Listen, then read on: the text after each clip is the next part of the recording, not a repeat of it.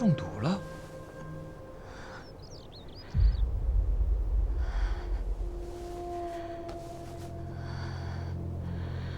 还是蚀骨毒？还好师傅给的丹药能克制毒性，到时候再用内力吸出毒疮，应该就万事大吉了。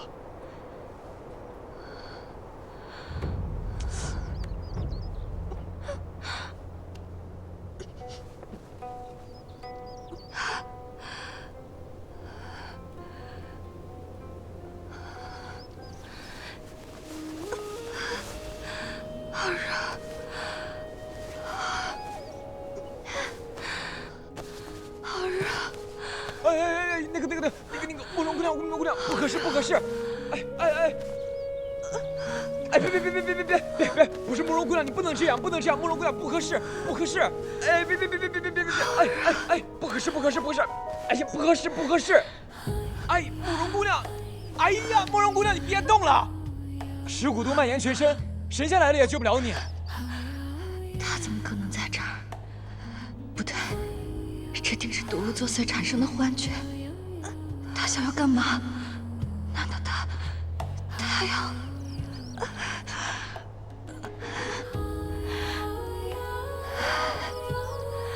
得罪了。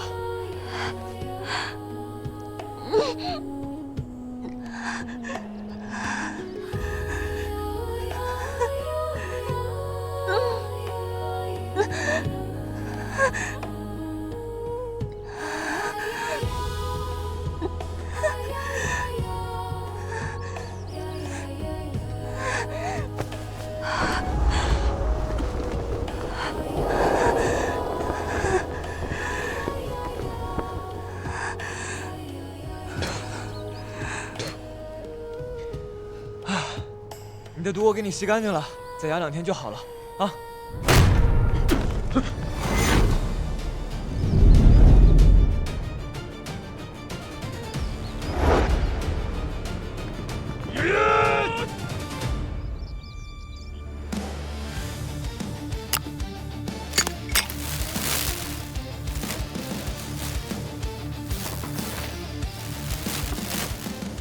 是师傅的蛊风。 蛊风流转如洗，是师傅在给我们传信。那师傅为何不亲自回来说？走，去看看。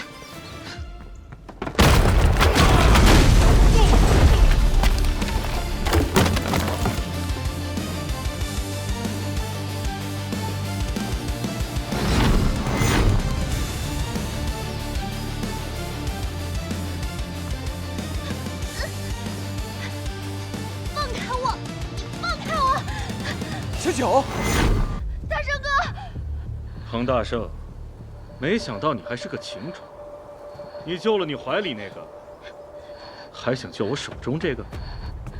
不过你现在自身难保，你谁都救不了。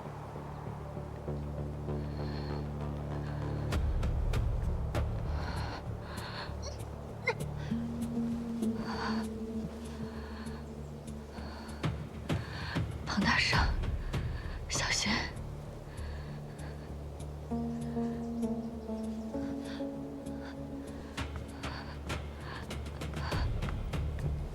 你若敢弄小九一下，今天我必杀你！你好大的口气！放开！小九，彭大圣，把玉魄交出来！大圣哥，不要听他的！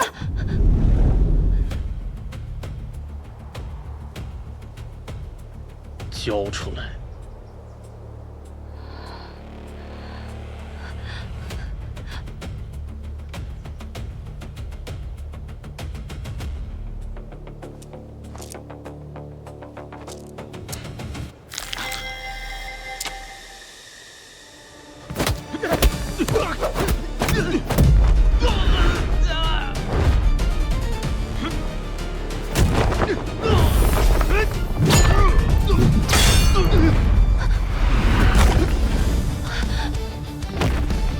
出路！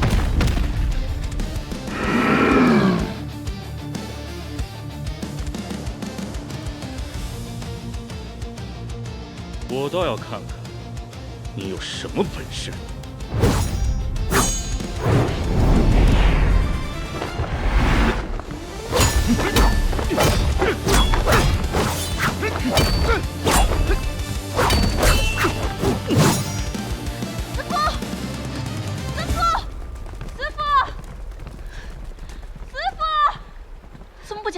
声音。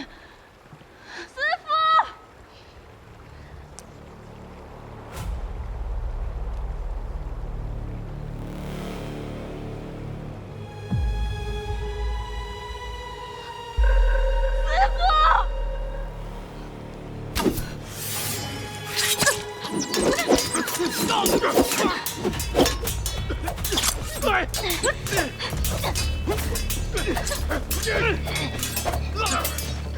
打光他们，一个不留！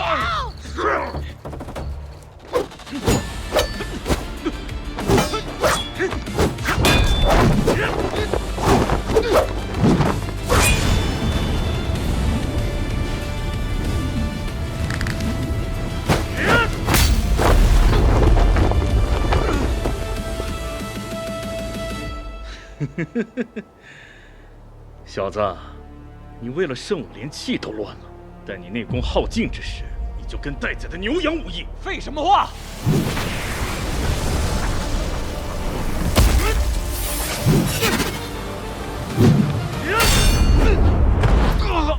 大圣哥，小子，认输吧。我还没。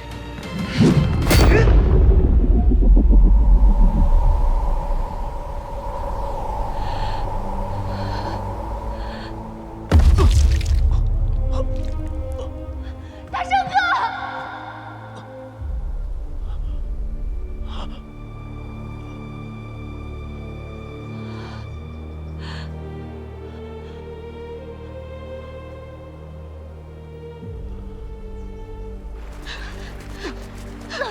姑娘，小儿，你先走，不要管我了。不行，要死一起死，要死一起死。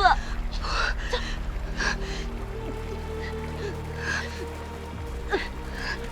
这里，站住！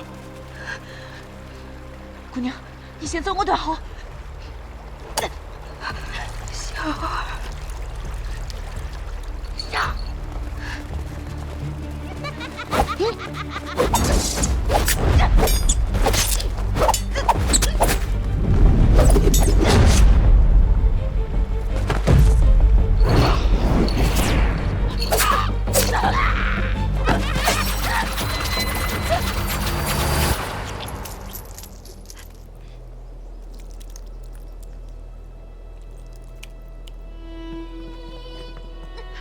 放开我！放开我！大圣哥！大圣哥！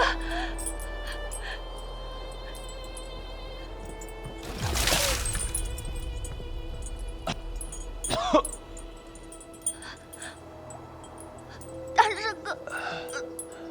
小小。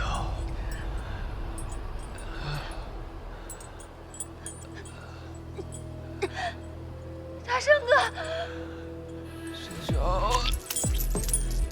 彭大圣，尊者想要留你一条活路，你自己非要往死路上冲。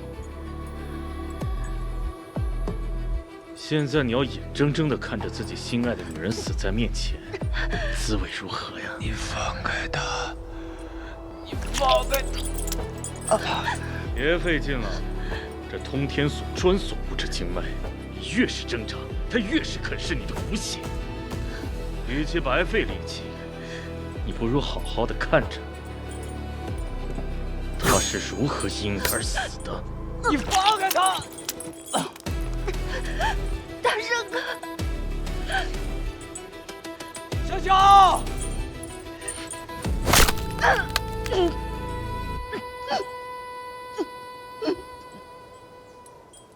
小小！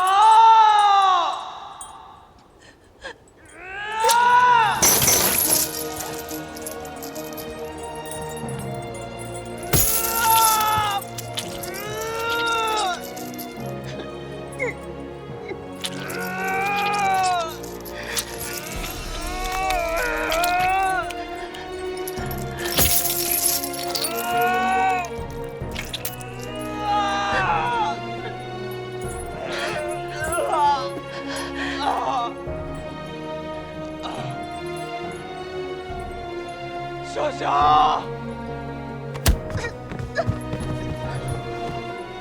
小小，小小，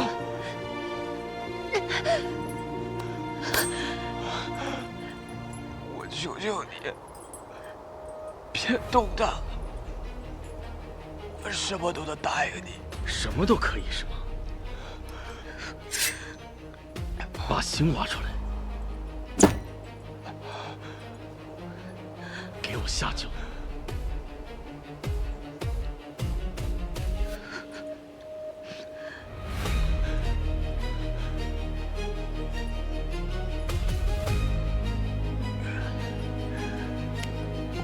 大师哥，不要！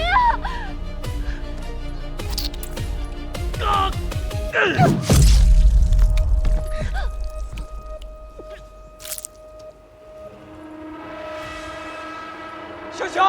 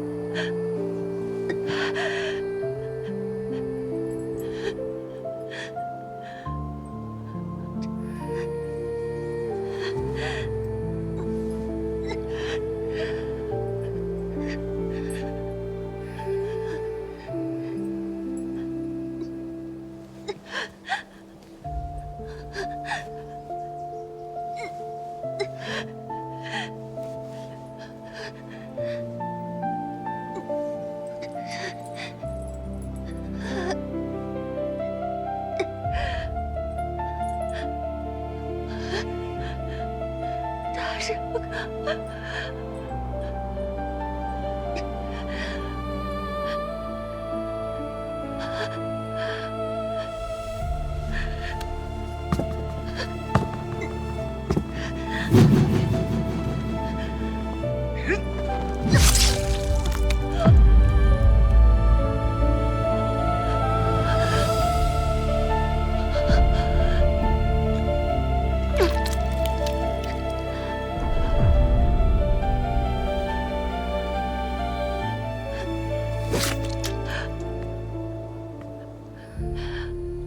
大圣哥，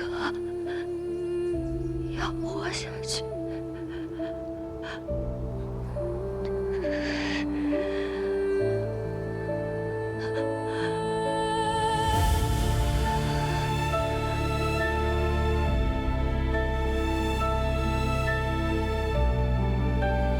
拉起来。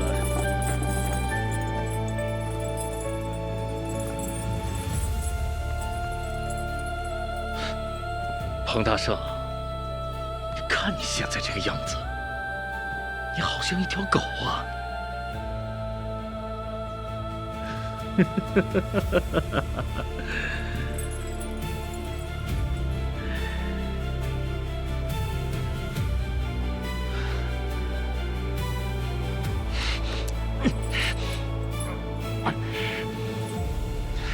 吃了它，吃了它，吃！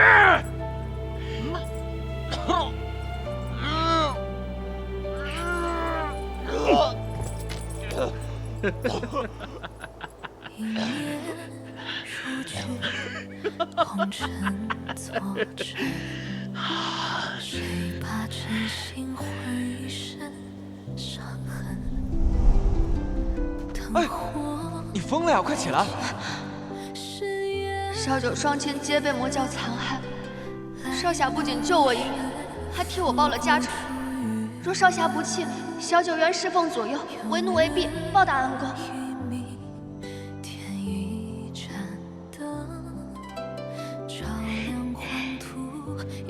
大圣哥放心，小九定会帮你寻遍天下名医，一定会有人治好你的病的。现在仇人已经死了，大仇得报，你后面有什么打算？自然是跟着大圣哥你啊，你去哪，小九就去哪。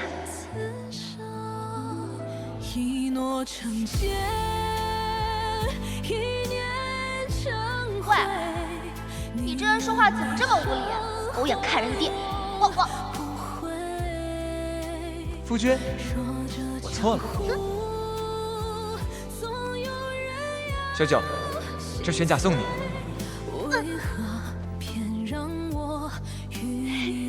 更何况，我早已心有所属。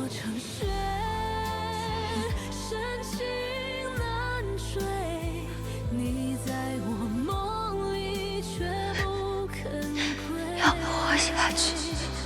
我要活下去。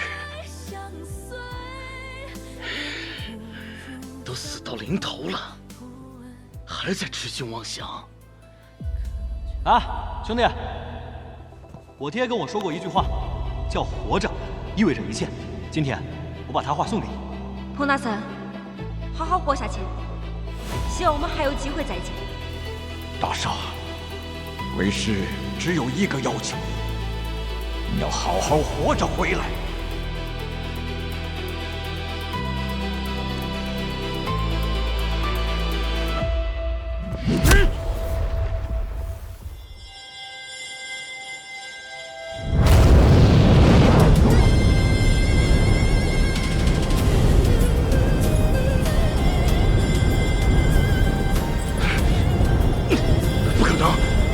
内力已经消耗殆尽了，不可能！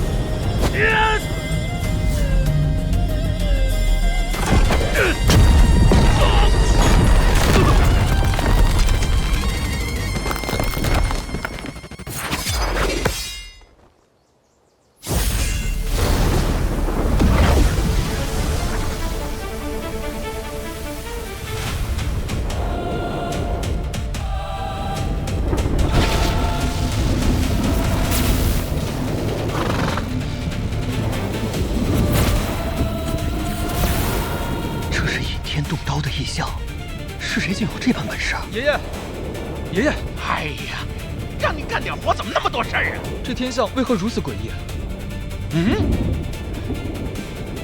有人用刀意引天地之灵气，借天雷撞刀威，这种手段，这世上没几个人能做到啊！糟了，师傅有难！今日便是你的死期！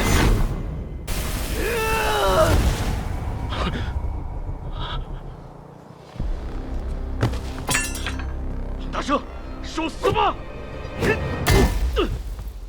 天机玄甲！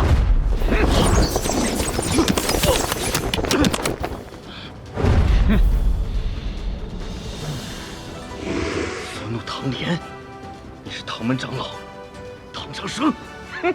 既然知道爷爷的名号，还不赶紧跪下来受死！唐门暗器天下第一，若说想赢，恐怕没那么容易。咕噜，走！别追了，救人要紧，快！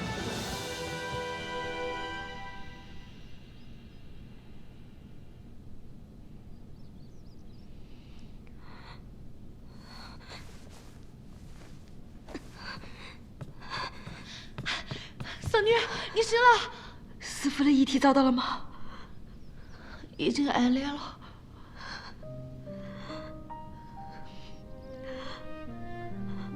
木萧呢？木萧在哪？木生死，他怎么了？你快说！三女，木生死回来了，回来了。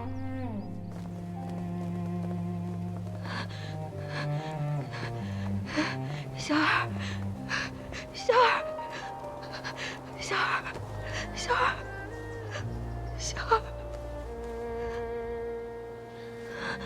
二位死。阿弥陀佛，老衲法号了得。我身边这位乃是武当派的清虚道长，我二人带领徒弟是去往姑苏的半路上，碰巧救下了这位姑娘。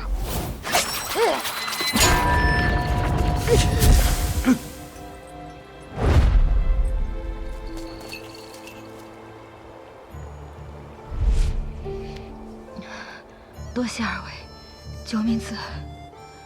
姑娘不必多礼，我二人还有琐事缠身，就先告辞了。阿弥陀佛。恭送二位。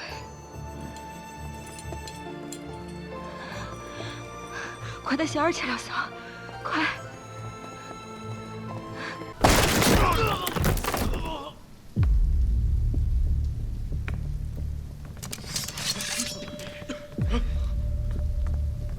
庞大圣，你太平别院的圈套，你是故意引我去的吧？想借魔教的手杀我，给自己捞个清白，你还真是有心机的很啊！我听不懂你在说什么。不知道我在说什么，那你或许知道他说的是什么。张姑娘，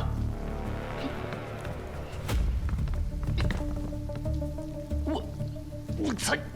把你方才的话再说一遍。那日是林少，林少让我引彭少侠到太平别院探病，事成之后又派人灭我的口。若不是二位姑娘及时赶到，此刻我和我的家人早就死了。你血口喷人！林端，我最后悔的事情就是那日放了你，所以我今天来就是要亲手要了你的狗命。你们谁能替本少杀了他？本少赏金万两！去啊！还愣着干什么？你先上！你请上！本少有银子，保护我！本少银子不想死就给我滚！去啊！保护我！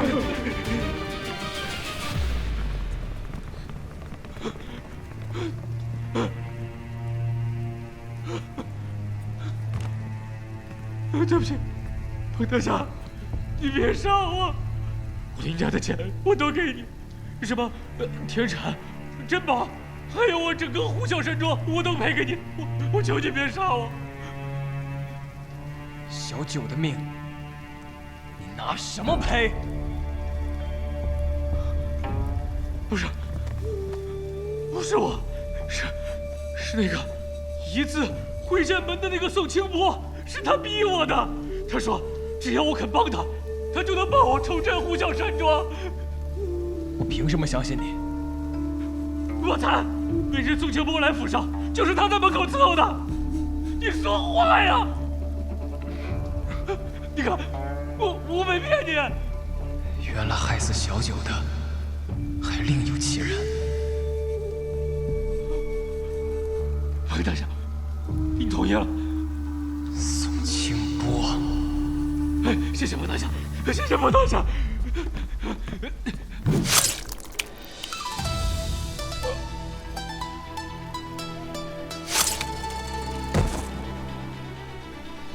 你害死了小九，我怎么可能不杀你？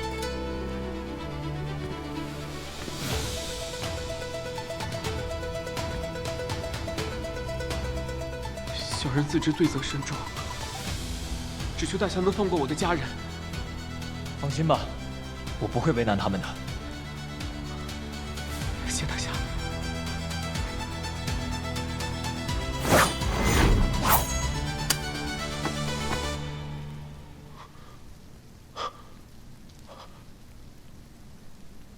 你是因为家人性命被胁迫无奈而为，我不杀你。你走吧。彭大侠，求大侠收我为徒。为何？我自幼在林家打杂10余年，如猪狗般任人驱使，从未敢抱怨过半句。可他们那人拿刀架在我妹妹脖子上时，我才知道，没有本事傍身，就连家人都护不住。我想跟您学武，不求扬名江湖，但求能护住家人。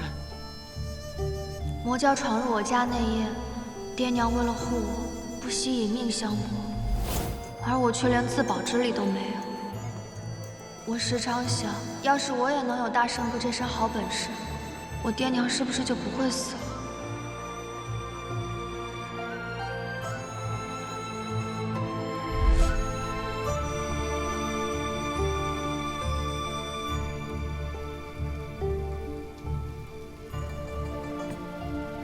你起身吧。你愿意收我为徒了？你叫什么名字？小的本家姓张，家贫无名。林少一直唤我旺财，我便叫旺财了。我师父曾跟我说过，无虑则无忌。你以后就叫无忌吧。谢师父赐名。还有你记住，以后不要见到人就下跪磕头。在这个世上，除了天地父母，没有人值得你跪。徒儿谨遵师命。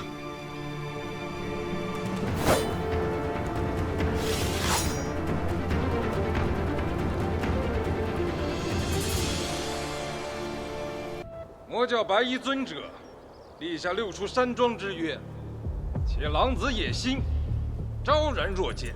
近日小女也被魔人所挟，险些丧命。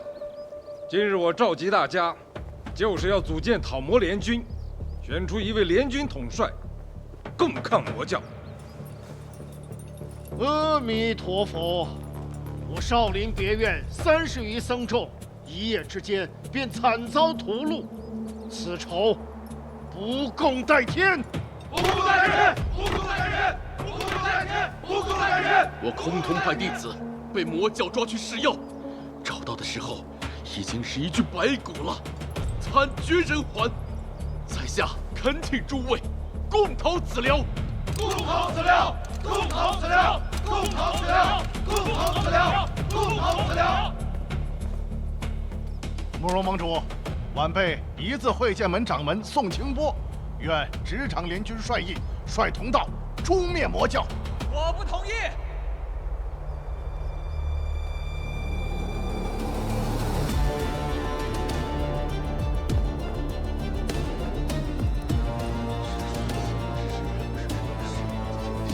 这位便是那永挫北邙双煞师徒的彭少侠吧？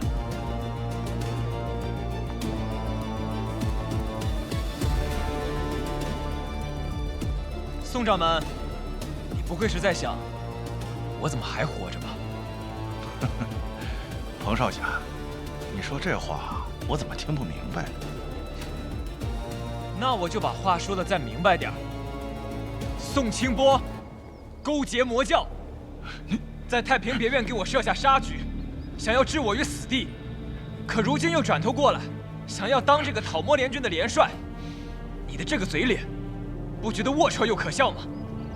各位同道，今日的武林盛会，只有掌门才有资格列席。这个狂徒无名无实，依我看，赶紧把他赶出会场才是。宋掌门，彭大圣话还没说完，你就急着赶人，怕不是做贼心虚吧？宋清波，那彭大圣说的话是真是假？慕容盟主明鉴，我宋清波对天发誓，如有此事，天打五雷轰。阿弥陀佛，彭少侠，你对刚才所言可有何凭据吗？凭据，马上就到。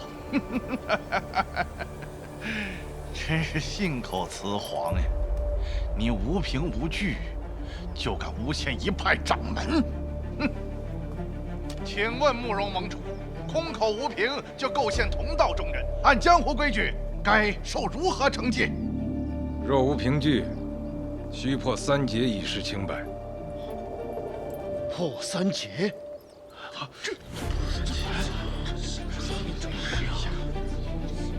何谓破3劫？正所谓破3劫，就是空手接对方3掌。这3掌分别为誓胆、明心、正道。若是事主能够接住这3掌，那么从此恩怨一笔勾销；若是接不住，也不准追究对方的责任。各位同道，今日的武林盛会，各位前辈悉数到场，正好给我做个见证。彭大圣，你敢不敢接我3掌啊？宋掌门如此着急，不会是想要杀人灭口吧？你胡说八道什么呢？试问，在下如果自愿接这3掌，诸位前辈，可愿听我一言？在座的诸位，自然会彻查此事，还你一个公道。好，那我彭某自愿破3节，以示清白。且慢，阿弥陀佛，彭少侠，你可要思虑清楚，这破3节非同小可。此前先例非死即伤，断无全身而退之人。你要知道，这3掌下去，怕是性命不保啊！多谢前辈好意，我意已决。既然如此，彭少侠，开始破节吧。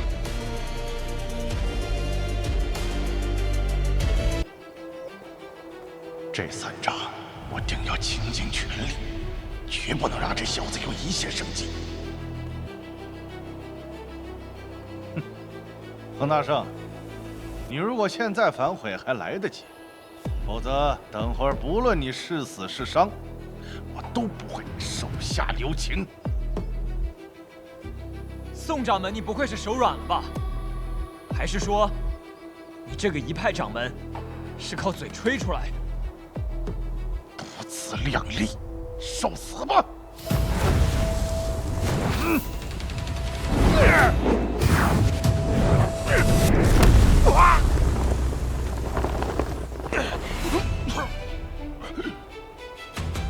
师傅，一字会剑门的劈山掌以刚猛著称。哎，宋清波对此功法练的那是炉火纯青啊！但是他不知道师傅你有灵力护体。师傅，你只要将灵力布于膻中穴，即便是他的掌法再刚猛，他也抵不过你体内灵力的1/10。彭少侠年纪轻轻，竟然凭借自身内力硬是扛下1掌，当真是人中龙凤啊！没事吧？宋掌门，你是在给我挠痒痒吗？还是说，你刚才没吃饭啊？小子，你仗着内力雄厚硬接我的劈山掌，不算数。亏姐只说不能出手，又没说不能用内力。宋掌门，菜就回去多练，何必在这儿强词夺理、贻笑大方？你，邓姑娘，放心。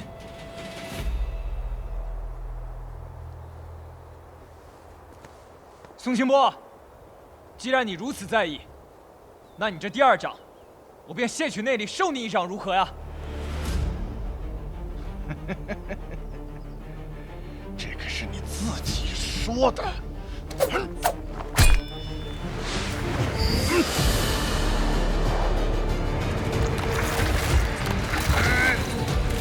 这是活路掌法，怎么会如此怪异？宋清波，你这个指甲黑的仿佛那个鹅爪风，要不然回去找个大夫看看吧。邱掌门，请看，这并不是掌法，而是爪法。方才宋掌门在凝气之时，双手指锋如钢钩，分明是将掌力逼成了爪形。这等阴毒路数，绝非正道不学。没错，这乃一字会剑门的禁术，掌心淬有西域奇毒，便会心脉寸断而死。师傅呀，这第2掌我就不知道你如何接呀。我师父常说，这刚猛如洪涛，柔转似流水。这洪涛再烈，只要遇到这绕山的流水，也得乖乖改道。哼，我倒是要看看，等会儿还能不能笑得出来。这1掌，我要让你尝尝心脉断裂的滋味儿。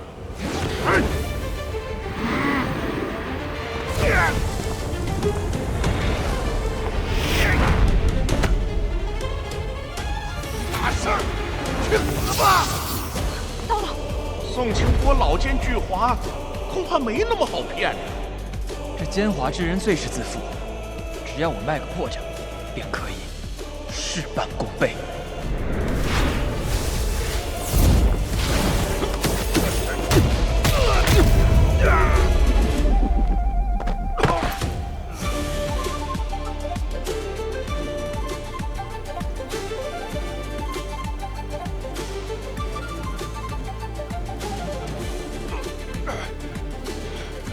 能？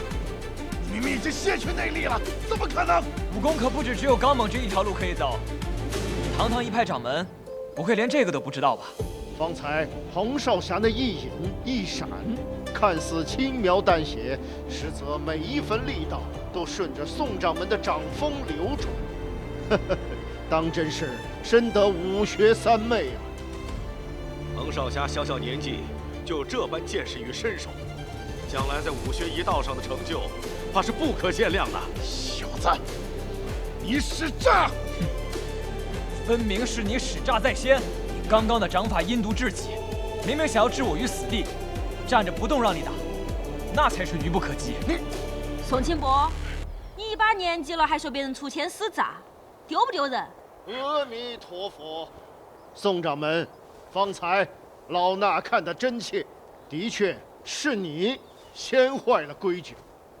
宋掌门，你现在只剩下了最后一掌了吧？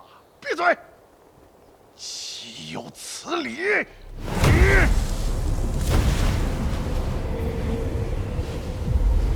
宋清波的内力怎么会变得如此强大？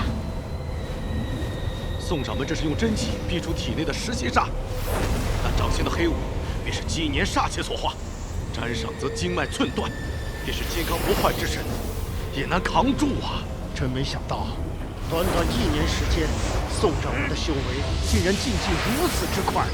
看来彭少侠这次是凶多吉少了呀！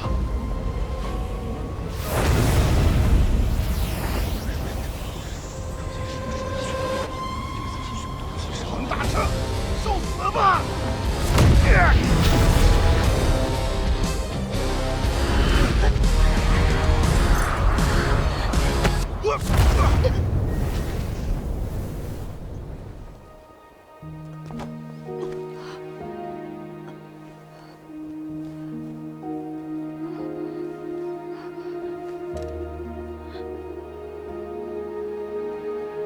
慕容姑娘，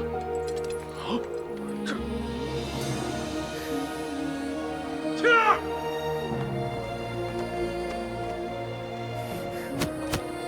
青儿，青儿，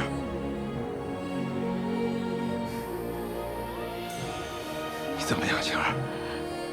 爹，替我保护大圣。来人，带小姐回去，捉人好好医治。是。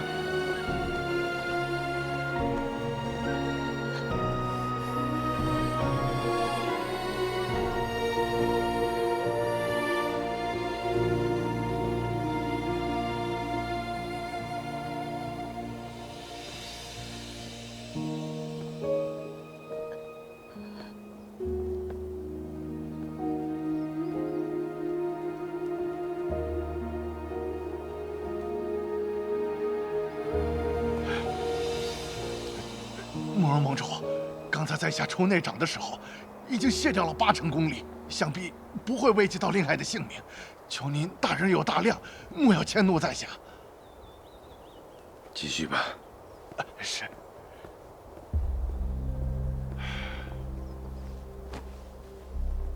宋掌门的3掌已经打完，接下来各位是不是可以听彭大圣一言了？阿弥陀佛，彭少侠，你若有什么话，尽管直说吧，我等自会替你主持公道。多谢大师。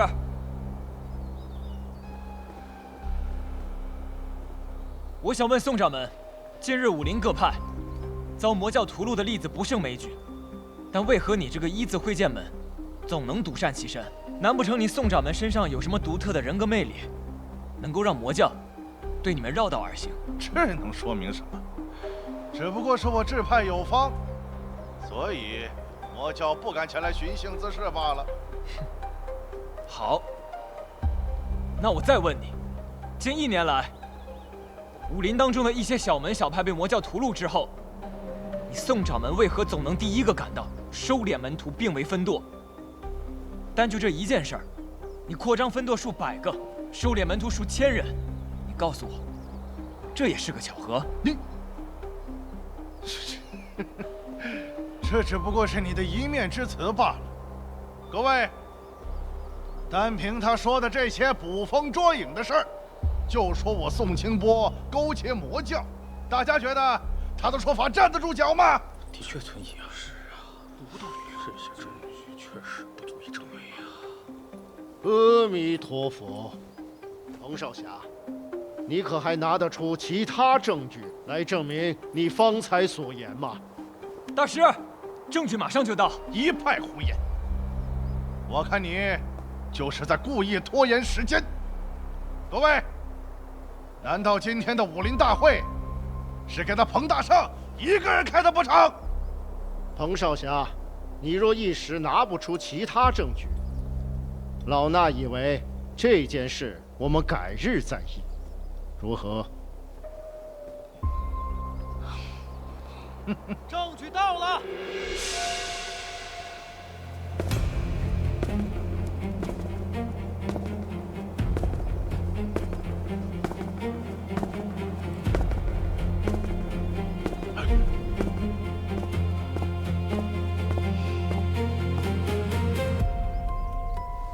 各位前辈，此人就是你们要的证据。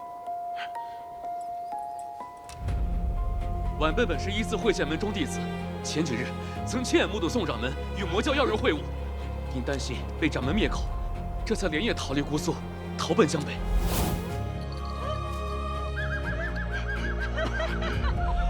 只要你乖乖听话，这53以后要多少有多少。属下一定尽心竭力，万死不辞。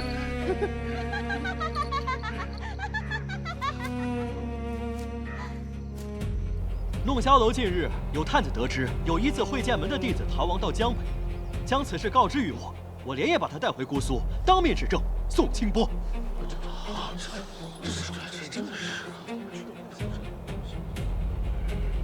宋清波，你勾结魔教，铁证如山，你还有何话要说？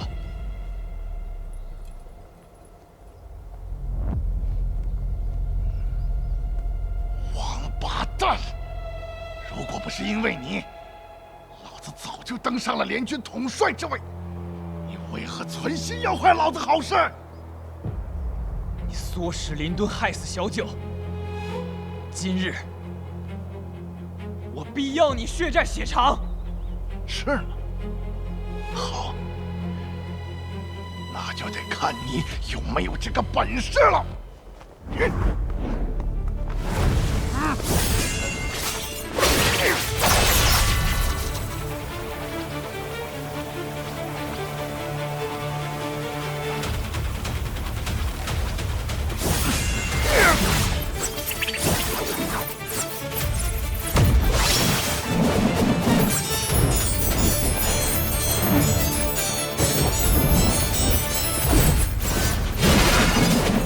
这一字会剑门的周公剑，真乃是天下第一剑。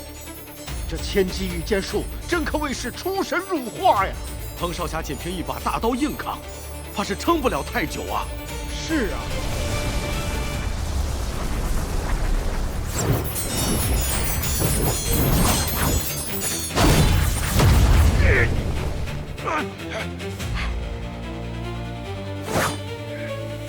小兔崽子，看来老子还真是小觑了你。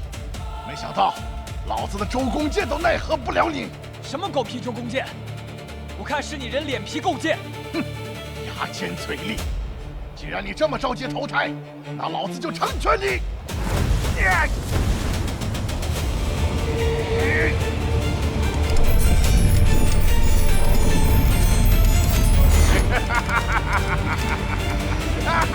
徐熙宁姐，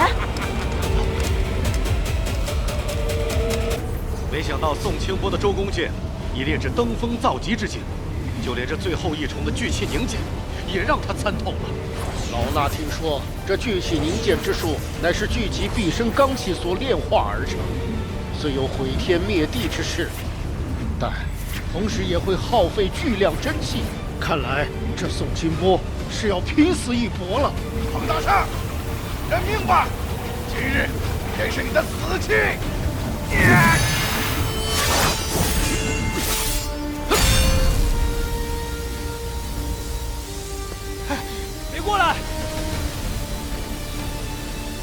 是我跟他之间的恩怨，我今日必亲手了结他。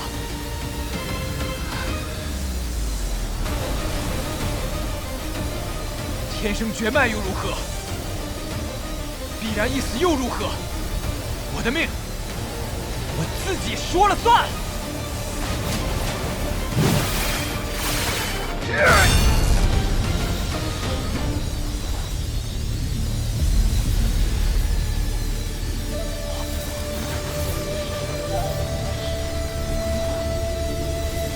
王大圣，认命吧！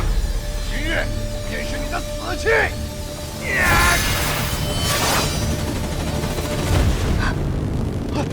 横扫千军！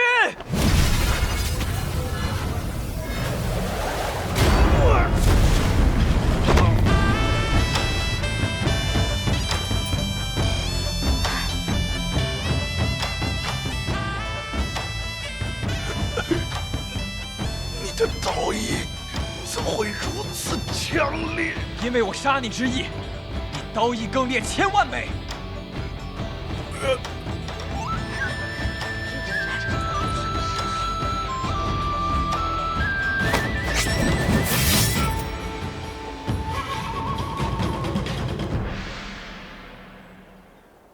小九，我会把所有害过你的人都一个一个挑出来，替你报仇。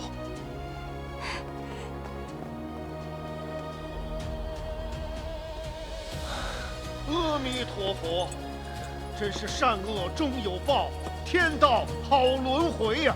彭少侠为武林除此大害，实乃大功一件。我看联军统帅就不用选了，就让彭少侠来做，如何呀？咦，大善啊！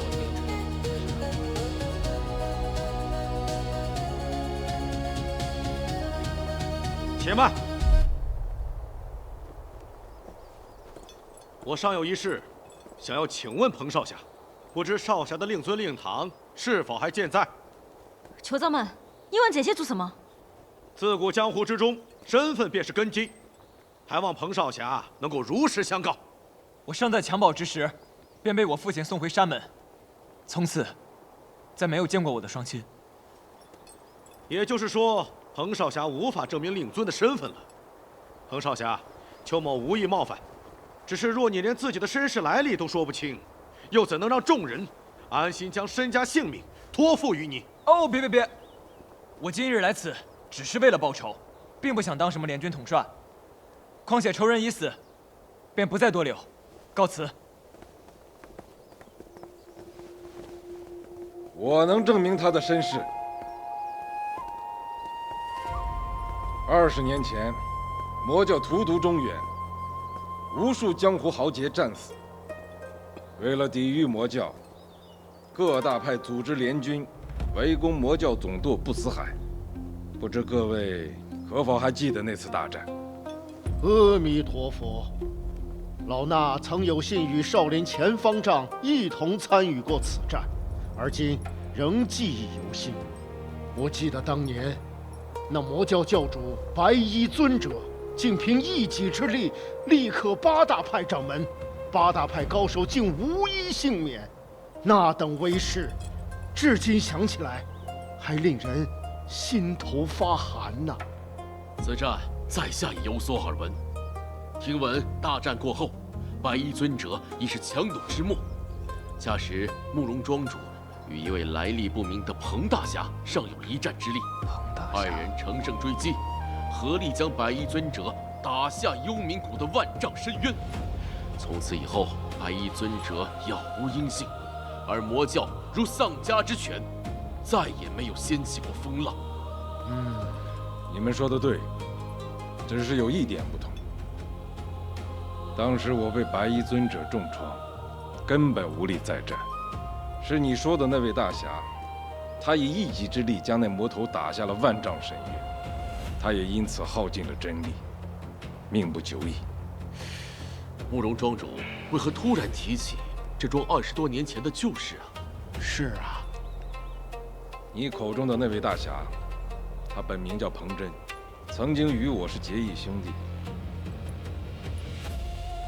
而他与你们眼前的这位彭少侠关系匪浅。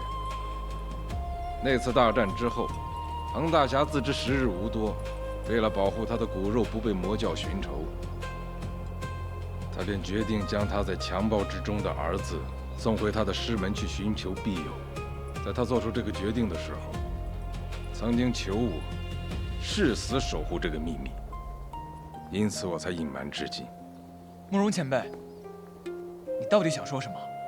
我要说的是，彭大侠师门就是你现在所在的五虎断刀门，而你彭大圣很有可能就是他存在这个世上的唯一骨血。这彭大侠的儿子。可是慕容前辈，如果我父亲跟我同出一个师门，那我师尊为何要骗我？这个问题简单，无非是他怕你为父报仇，去与魔教为敌，怕你重新走上你父亲之死的覆辙。比武招亲那天，我看到了你佩戴的玉魄，我清楚地记得，那是我彭真兄弟的贴身之物，而你也说过，那是你父亲留给你的信物，从你的年龄来推断，也恰好吻合。试问大家，这世上焉有如此巧合之事？不过师傅，我爹是个什么样的人啊？他就是仙师祖最器重的一个门外弟子。20年前把你送到山门，就再也没出现过。不过既然他把这玉魄留给你，想必定有深意。机缘到了，自会清楚。难道这就是师傅所说的机缘？阿弥陀佛，慕容庄主乃是当年那场决战的亲历者，所述言之凿凿，定然非虚。彭大侠舍生取义，听起来真是让人肃然起敬。早闻彭大侠之名，如雷贯耳。如今见喜子封骨，方知何为虎父无犬子啊！各位掌门，列位同柴，大家请看这块英雄碑，这上面的碑文乃彭大侠当年亲手所撰，这上面写着“侠非逞凶，乃护苍生”，也成为后世武林的纲要。当年彭大侠以一己之力守护了武林的安宁，如今他的骨血就站在我们的眼前。试问，如果让彭大侠的儿子担任这个联军的统帅，大家是否觉得妥帖？哎呀，有道理。阿弥陀佛，当年彭大侠舍身为道，而今彭少侠又为我武林除一大害，我少林自当鼎力相助，推举彭少侠为联军统帅。我空统绝无异议，有彭少侠领军，定能继承彭大侠之志，荡平魔教余孽。我昆仑派也支持，高江派支持，我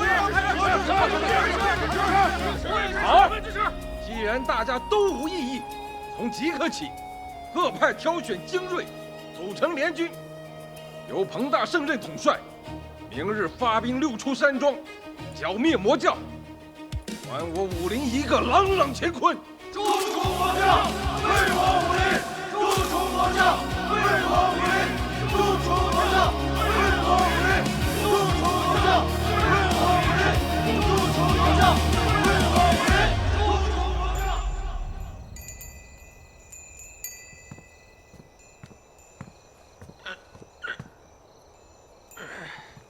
哎，师傅，这明天就要出发了，你怎么还没休息啊？你觉得我爹真的是那个彭大侠吗？哎呀，这个是与不是其实没那么重要。那你说什么才重要？重要的是，你有了这层身份，你就可以大展拳脚，干你想干的事儿。六出山庄之战，罗刹刀魔他肯定会出现，这正好是你报仇的良好时机。你说的对，我现在就应该把我的重心放在六出山庄之战上，为小九报仇。才是头等大事。六出山庄之战生死未卜，那帮各大门派的掌门，他肯定不会轻易出手。师傅，你一定要多加小心呐。老唐，你信命吗？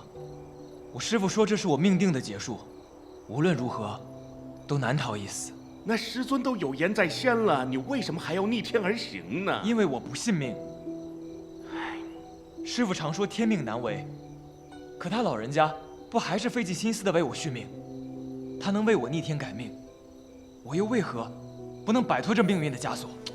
不是师傅，你还能把天捅破吗？捅破这天又如何？如果人命真是天定，我就和这天斗上一斗，以天地为战场，以星辰为锋芒，纵然粉身碎骨，亦是浑然无惧。这样的人生，岂不快哉？哎呀，我老唐是老喽，只能尽些微薄之力了。灵雾崖上的七叶还魂草该收了，此物啊，性情温和，正好采回来给你压压体内的灵力。我这就去把它采回来，顺便在山里啊也静静心。师傅，明天还出发呢，早点休息吧。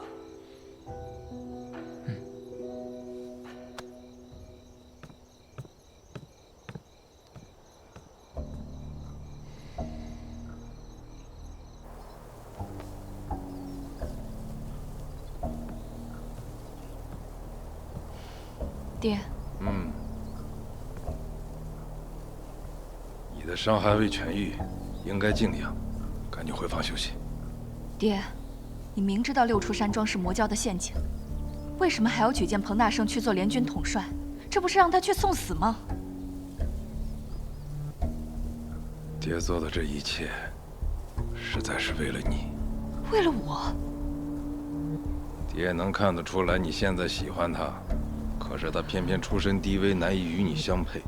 佛祖金身便可居于庙堂之上，他若是泥胎，连自身都难保。我捧他做这个统帅，实则是在给他铺路。可那日在武林大会上，爹说她是彭大侠的遗孤，难道这是假的吗？青儿，你给我记住，他彭大圣是谁不重要，重要的是你现在心里有他。他若再不识好歹，我能给他塑金身，也能给他拉下神坛。可彭大圣毕竟救过我的命，我不在乎他是什么身份，我只要他平安。糊涂！比武招亲那日，他敢当众悔婚，就凭这一条，就够爹杀他100次。要不是他在这些少侠中还算出类拔萃，你又对他产生了情愫，你觉得爹能让他活到现在吗？若此次去六出山庄，他被魔教之人所害怎么办？那也是爹对他的考验。他若是能经得住考验，那说明他有实力与你相配。若他要是不敌被杀，那是他命不好。一个命数不好的人，怎么配得上我慕容香的乖女儿呢？爹，行了，赶紧回房歇着。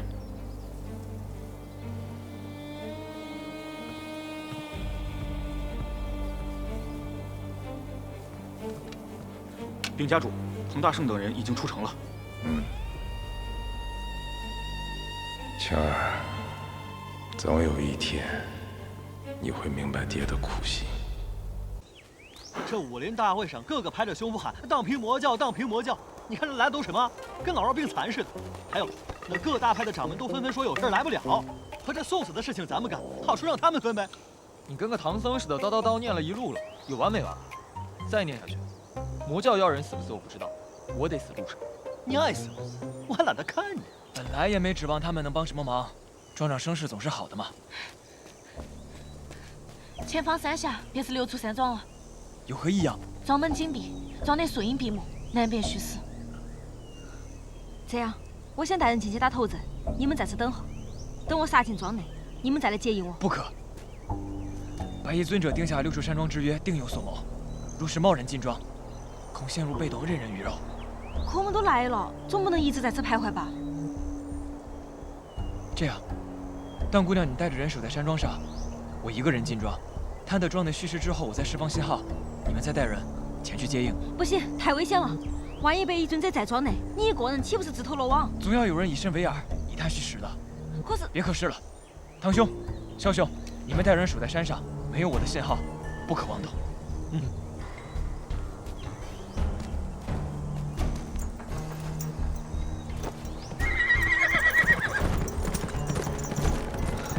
小二，你带我叫弟子在此留守，我要进庄一探究竟。知道了，姑娘多加小心。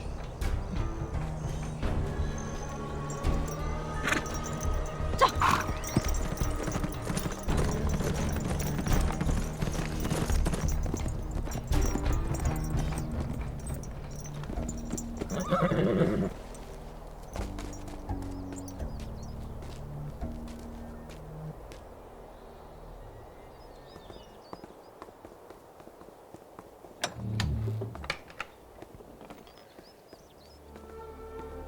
这流出山庄怎么瞧着像是座勾栏？我们不会走错了吧？二位贵客风尘仆仆，车马劳顿，主人已准备琼岩洗尘，请跟我来。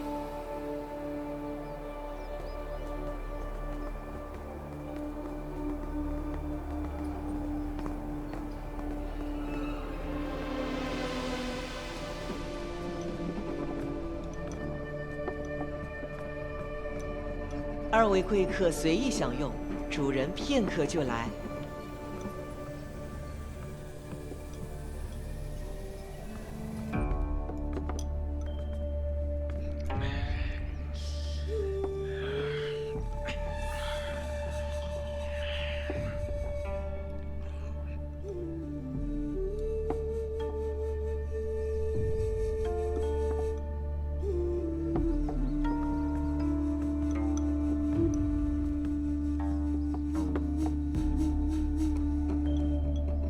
这六处山庄竟内藏玄机，真巨楼就藏在其内。进庄后，我怎么感觉不到半点杀机？但却又总感觉有点怪怪的。小心为主。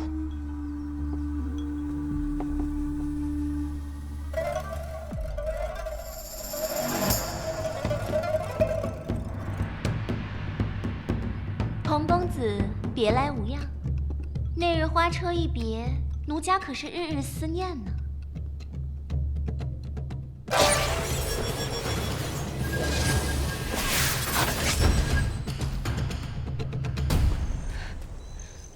这都半天了，一点动静都没有，该不是遇到什么麻烦了吧？穆姑娘，你不用担心，凭我兄弟的修为，就算遇到什么麻烦事儿，也不可能手足无措的，对吧？再说了，不是段姑娘也在吗？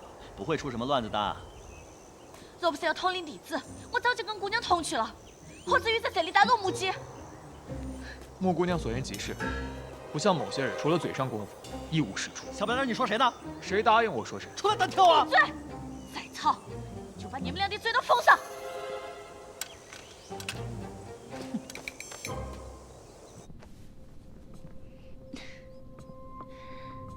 你笑什么？奴家记得上次见面时，公子身旁跟的可是位娇俏可爱的小娘子，如今倒是换了一位飒爽泼辣的侠女。不曾想，公子貌似敦善无欺，实则是一个始乱终弃的薄幸了。你胡说什么？只要你肯归顺尊者，想要多少美人没有？那你且说说，你家尊者想让你说些什么？如今武林各派各怀鬼胎，弊政层出。公子身怀异禀，想必一是不堪与宵小为伍。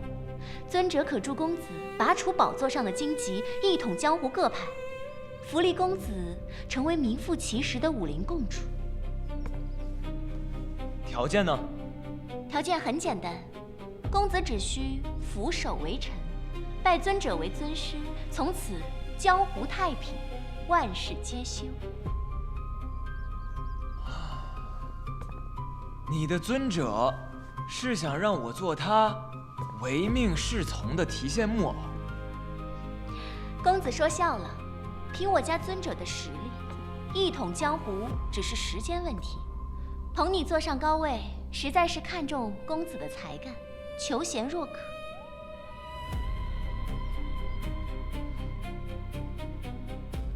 那你家尊者可知，我命不久矣，只剩不到1月好活了。公子，你当真觉得你是天生绝脉，注定难逃一死吗？你都知道些什么？尊者说过，你的命局本不该绝，只要你肯顺从，尊者可助你根除绝脉之症，永享富贵。你家尊者到底是谁？这个问题，我比公子更想知道。奴家自14岁起就入了这真趣楼，就从未见过尊者真容。只要你肯答应尊者的条件，你既可以成为睥睨众生的武林共主，又可以摆脱天煞命局的桎梏。试问对你而言，这世上还有比这更好的条件吗？听起来确实是很诱人。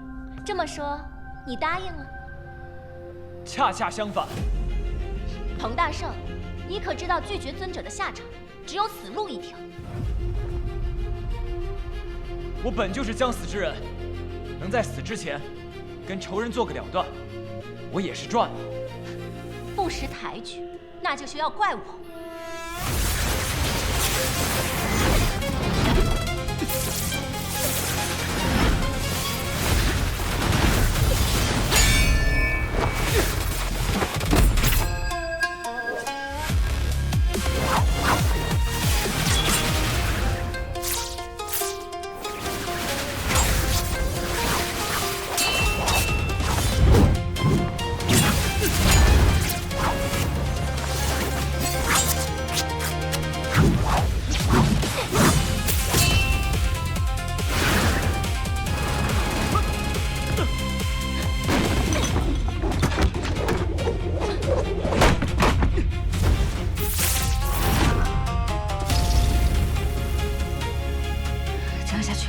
藏不了多久。你没发现旁边的宾客好像没发现我们吧？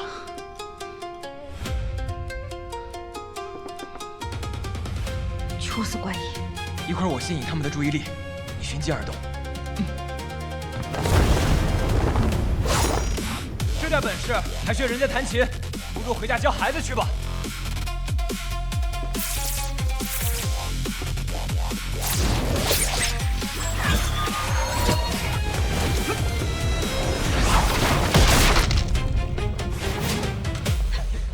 哎，木姑娘，我知道你很急，但你先别着急嘛。是啊，木姑娘，你若不在的话，五毒教弟子无人统领；若是魔教妖人突围，我们岂不是手足无措？巫毒教弟子听令。在。从现在起，你们就归唐嫂做号令，听明白了没？哎，使不得，使不得！木姑娘，你们五毒教规比他们暗器还多，我一个外男，哪敢乱指挥啊？哎呀，这也不行，那也不行，那你们说咋办？我去抓那一探究竟。完了，你们等我信号，再跟过去。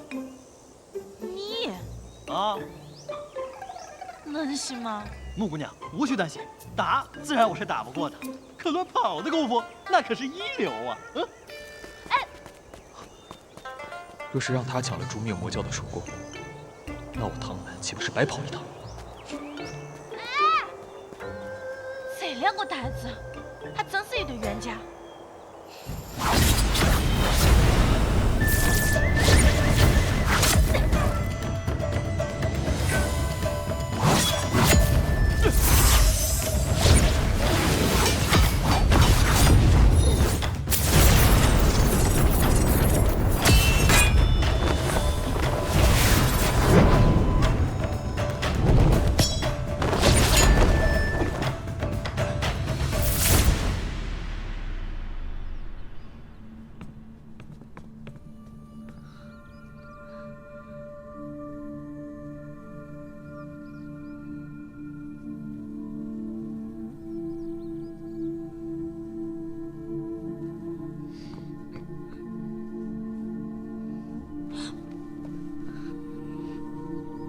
你没事吧？没事。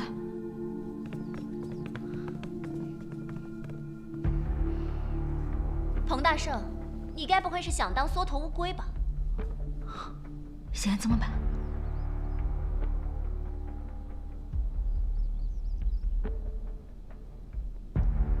只能赌一赌了。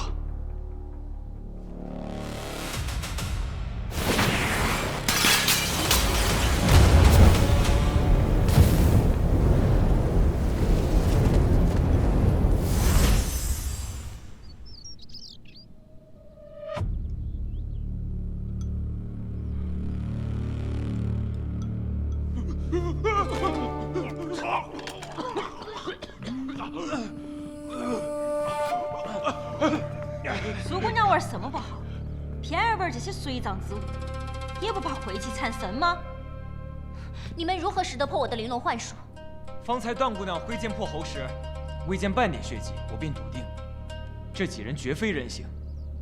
想必从我们入门听见琴声那刻起，便进入到了你的幻境了吧？所见所闻，皆是虚妄。既然你们看出了端倪，又怎知我的幻术聚火呢？五行幻术属阴，需借水气凝形，聚烈火焚身。而你这庭院当中流水潺潺，想必正是借着这水气稳固幻阵，迷惑人心。公子果然聪慧过人，奴家很是钦佩。不过，奴家的幻术从未加害于人，只不过是利用人性的贪嗔痴怨，还施彼身罢了。苏爷爷，你以正确的勾栏验人，招引侠客入厝，再用幻术迷其心智，将他们收归己有，害得多少人家破人亡！如此下三滥的手段，你还敢说自己从未骗人？好一个牙尖嘴利的小娘子！不过，你们以为破得了奴家的幻阵，就能毫发无伤地离开此地吗？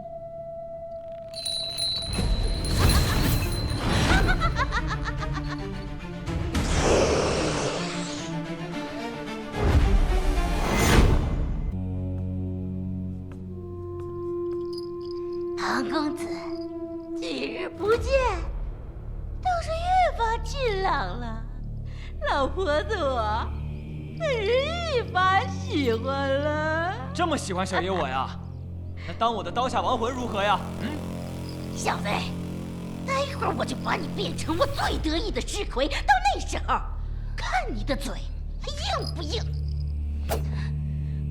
老妖婆，我今日定要取你性命，为我师父报仇！死丫头，口气还不小！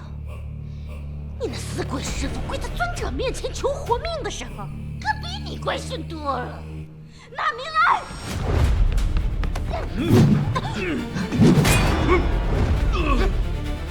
国差斗魔人呢？让他滚川受死！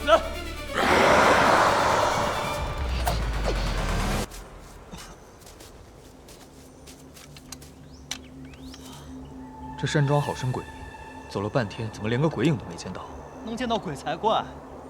我方才让你从正门走，哎，你不走，你偏要走后门啊！好了吧，迷路了吧？你开心了？哎，你这说的什么话？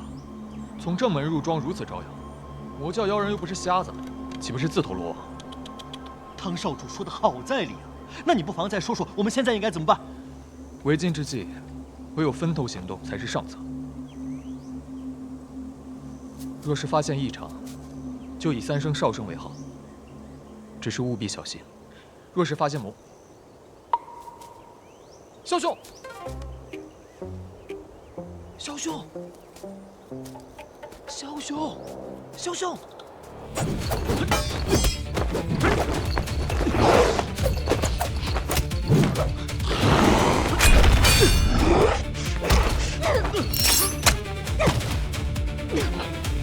张姑娘，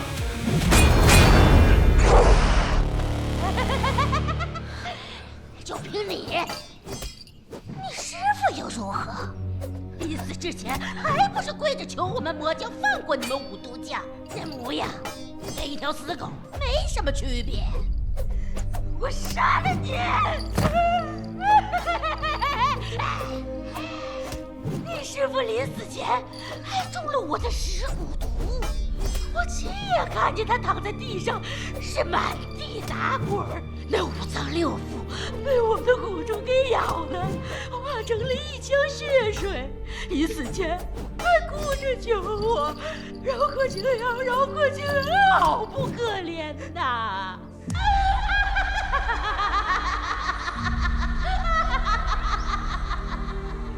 青瑶，我是为师此行有难，望你守护好五渡教，守护好我们的家。青瑶，对于强敌要稳固心神，方能绝境逢生。今天我就带你去找他。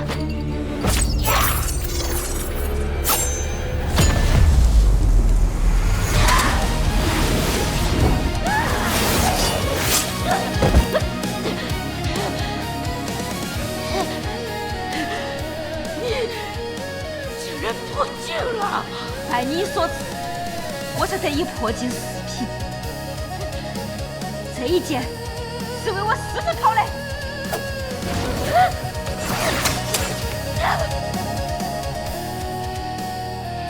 这一剑是为被你们害死的五渡教弟子讨来。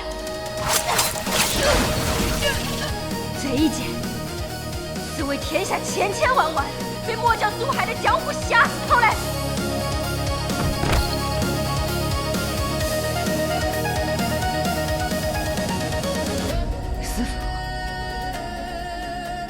我为你报仇了。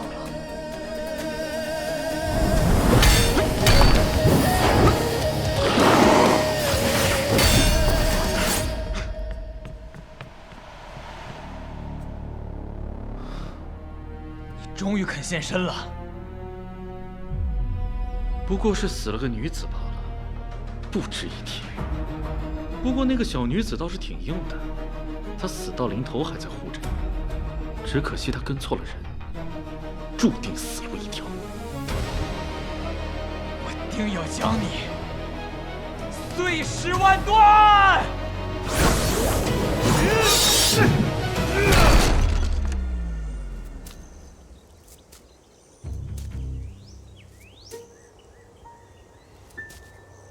三思堂。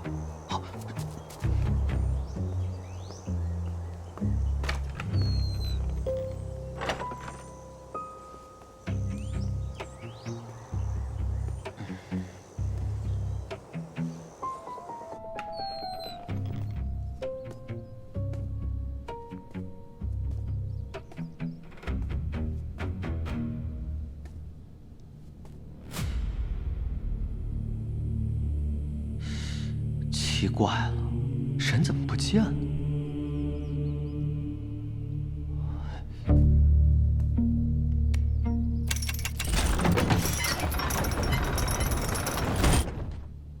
难不成这条路是通往魔教圣坛的？啊，我真是个天才！啊！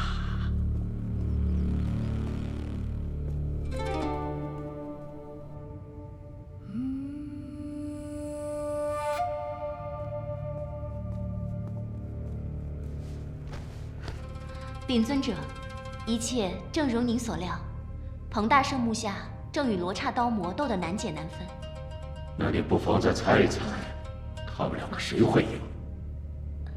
奴婢不敢妄测。敢说无妨，本尊赦你无罪。奴婢猜，彭大圣应该会赢。为何？尊者若是想取彭大圣性命，易如反掌。何况尊者又设下6处山庄之局，布局深远，绝非为杀他一人。所以，奴婢斗胆猜测，或许彭大圣活着，对尊者而言更有价值。你能理解到这个层面，本尊甚美。不过我什么时候说过我要饶他不死了？尊者，我……宋爷爷，别忘了你的命是谁给的。奴婢的一切皆为尊者所赐，粉身碎骨也难报万一。那你还敢背着我对那小子动情？奴婢没有。你没有？那天在花车之中，你跟他郎情妾意，当本尊下了。奴婢这么做，皆是为了尊者。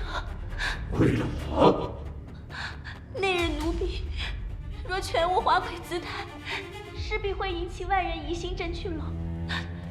奴婢自无知觉，实是未免打草惊蛇，为了尊者的大计着想，绝非奴心所愿。尊者若是怪罪，奴婢这就以死谢罪。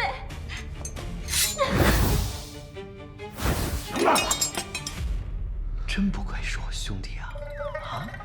连花魁苏爷爷都已经拿下了，小子艳福不浅呐！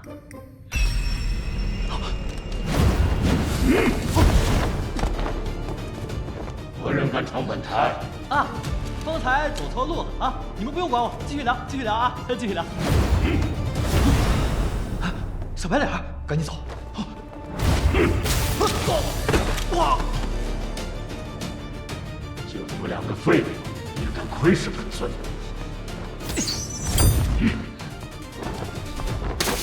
别追了，地下的石杖坛乃本尊的煞气所化，他们两个人不可能活着出来。随本尊去看看外面的情况。是。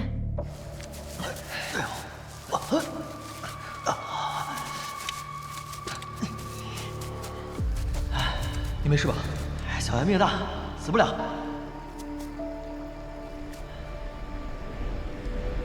如果没看错的话，这些瘴里应该是煞气所化，沾之必死。只不过是些瘴气吧，少见多怪。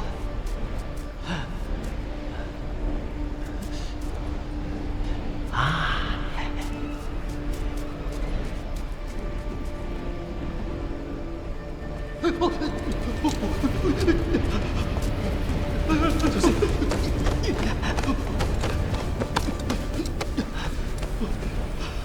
这是石杖业化，针之可入肌里，粉骨生不死不灭。这太邪门了吧！你发现没？这四周的瘴里离我们越来越近了。乖乖，还真是啊！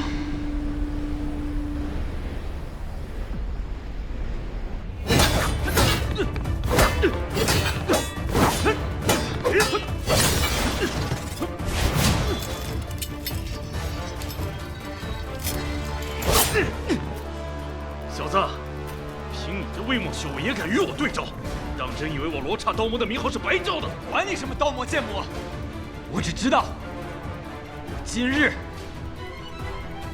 必杀你！哼，小子，几日不见，刀法精进不少。既然这样，就让你见识一下什么叫真正的刀道。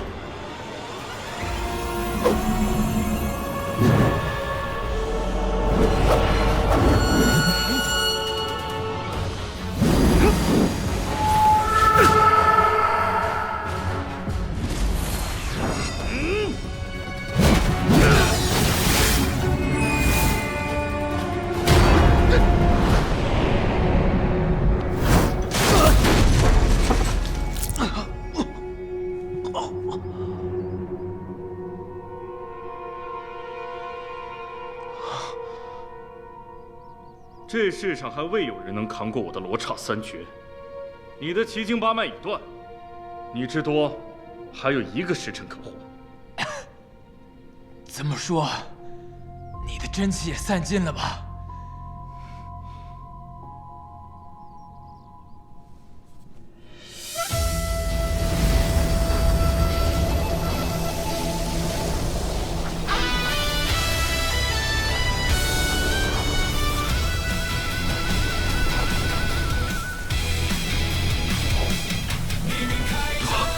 不可能！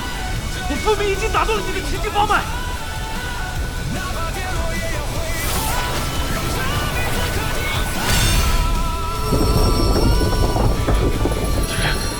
天门要事！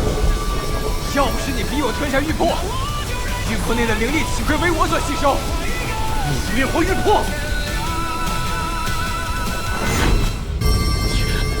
天门要事！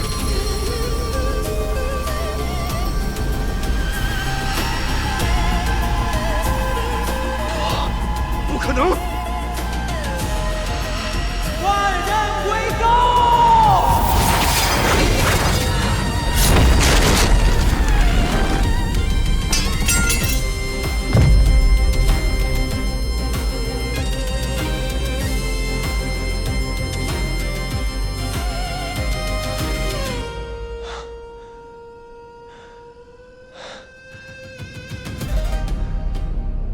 小小，大圣哥，给你报仇了。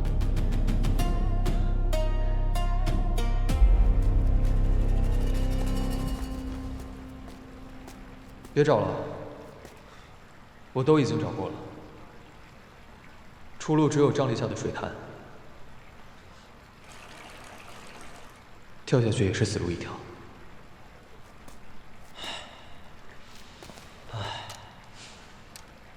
想我萧子庭英名一世，却要与你这个小白脸共死一处，哼！老天爷还真是爱捉弄人呢。萧子庭，临死之人其言也善，我有一件事一直不清楚，还望你能说个明白。说来听听。你为何对我敌意如此之深？难道真如旁人所言，只因我在江湖少侠榜上霸榜3年，而你一直是千年老二？屁！唐风，你也太小看小爷我了。那个什么破榜单，我压根儿就没正眼瞧过。那是为何？你当真不记得了？也对，你当时年纪还小，自然不知道详情。10年前，我娘得了一场大病，我爹得知，只有你们唐门的秘药千机饮，才能救我娘的命。后来，我爹带着我们去往唐门求药。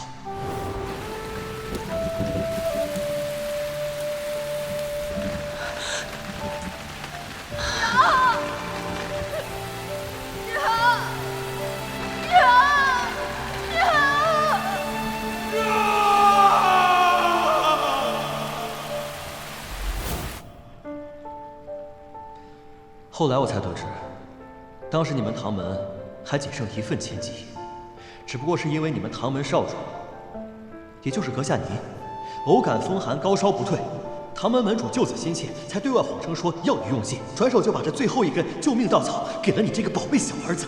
你原是如此，所以我耿耿于怀，小肚鸡肠是吗？我不是这个意思。那你是什么意思？我只知道，如果当时你们唐门救了我娘，我娘压根儿也不会死。萧兄，此事是我唐家亏欠你，我替家父向你和令尊说一声对不起。切，少在这假惺惺了！你有这个时间，不如想想怎么逃出去吧。我可不想死在这儿，变成孤魂野鬼。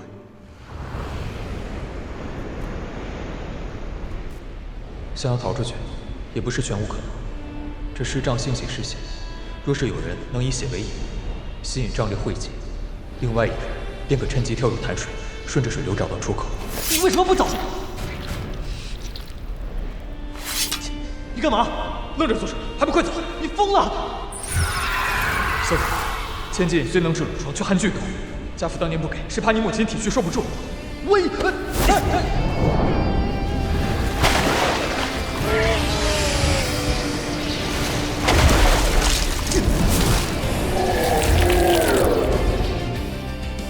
萧子庭，你疯了！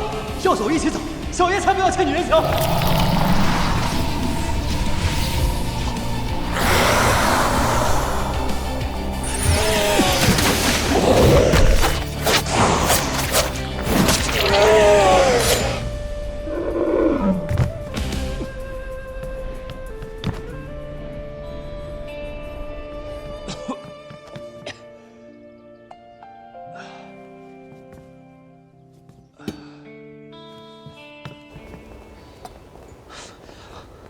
彭兄，彭兄，你没事吧？你们怎么来了？此地不是说话的地方，咱们先出庄再说。走。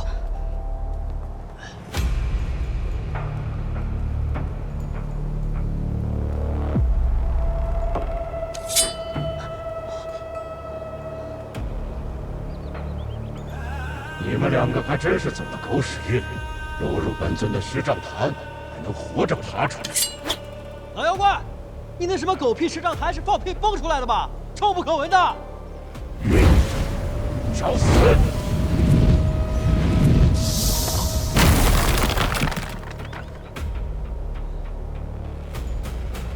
你们快走！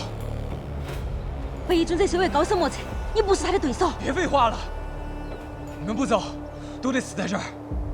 早点搬救兵过来，或许我还有一线生机。快走！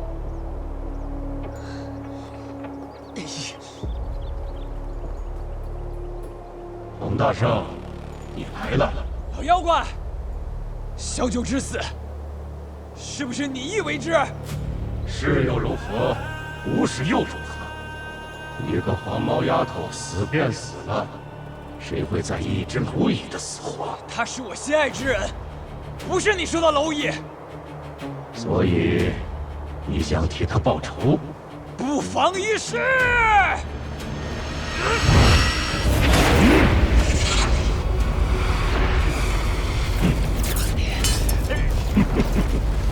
一个天生绝脉的废物，也敢与本尊为敌，真是螳臂挡车，蚍蜉撼树。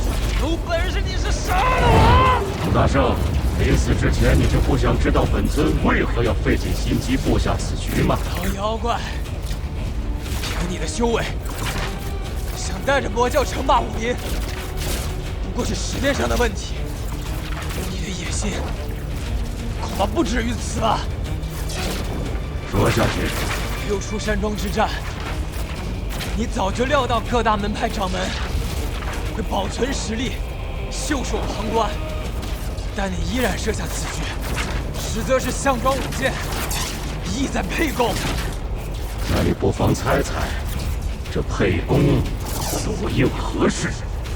你早就猜到我会击败罗刹刀魔，所以你一直坐山观虎斗。六出山庄之战，看似是局，实则是饵。你不过是为了让各大门派放松警惕，大费周章，恐怕不是只为了一个武林盟主之位吧？好一个冯大圣，竟能将本尊的算计猜得8、9不离10。江湖各派心心念念的武林盟主，在本尊眼中视如草芥。本尊真正要做的，是令天下武林归于一统，成为万世顶礼膜拜的武道之神。武道之神，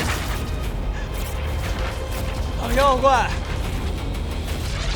就凭你一个杀人如麻的邪门歪道，你也配？你等凡夫俗子眼中的武道，只局限于武林这一小小的方寸之间。我要的是令天下武林归于一统，更是我要成为武神之道。冯大圣，你可知道，若是集天下顶级武者的精元于一身，就可以打破天地玄关，与天地同寿。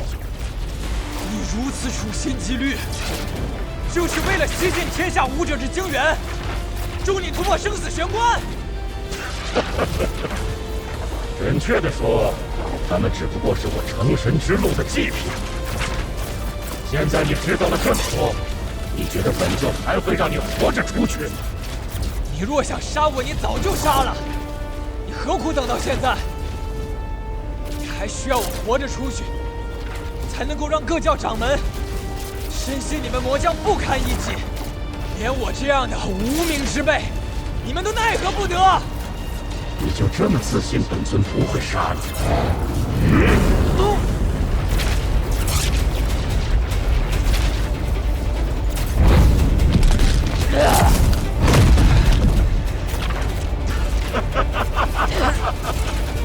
冯大圣，就算是我杀了你，各大门派也会乖乖的来给我献祭。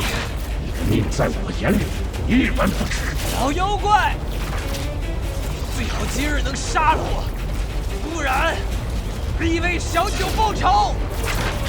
人杀了你，我更愿意留你亲眼看着我登上武林至尊的那一刻。我在不死海等着你来报仇，希望你到时候能够变强一点，不要让本尊失望。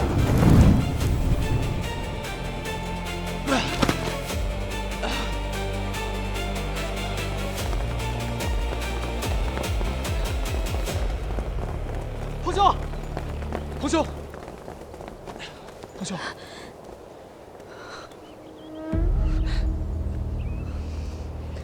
苏爷爷。